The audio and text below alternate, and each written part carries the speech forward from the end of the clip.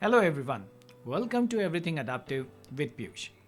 I'm Piyush Rahate, and in today's episode we will answer a simple question. What is the difference between definition of done and acceptance criteria?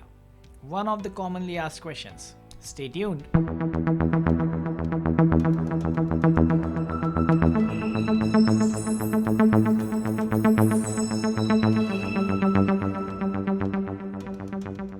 Alright, so definition of done and acceptance criteria. What is the difference? Let me answer it for you. Whenever we are trying to build a product, we have to focus on two different aspects. Number one, what customer problem we are trying to solve, what business need we are trying to meet. And number two, are we doing it with enough quality? That is, people will not be afraid of using our product. Acceptance criteria helps you to establish if we are trying to solve the business problem, if we are trying to meet the customer need in the right way or not. And definition of done helps us to establish the quality of the product. Is it good enough to be released to our end users? And that's pretty much the difference. Let me elaborate a bit. Let's say we are trying to build a product TV remote. The problem that we are trying to solve here is that the user should be easily able to manipulate the channels of the TV while sitting at the comfort of their sofa. And that's what the TV remote does. When you press the channel buttons, it helps you to change the channel. When you press the volume buttons, it helps you to adjust the volume. If you're having a smart TV these days, then you may also cycle between the various apps that are available on your smart TV. Now, is the TV remote solving this purpose? Absolutely yes.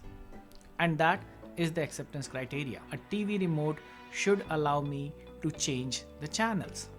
The TV remote should allow me to change the volume. The TV remote should allow me to cycle through the various apps on my smart TV.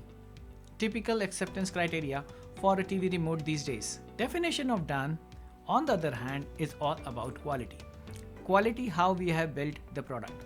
Whether our TV remote channel button actually is changing channel or is changing the volume of the TV. That is testing. So definition of done typically involves the various levels of testing that you might want to perform on your product. Right from unit testing to regression testing to integration testing to performance testing and every other testing that you can think of will make your product releasable. But that's not enough all the time. You need to look beyond it. What other aspects will make your product releasable? Things like, have you made the compliance? Have you created the documentation? Are there the release notes ready? All of these aspects need to be part of your definition of done. And that's what makes it a wholesome definition of done.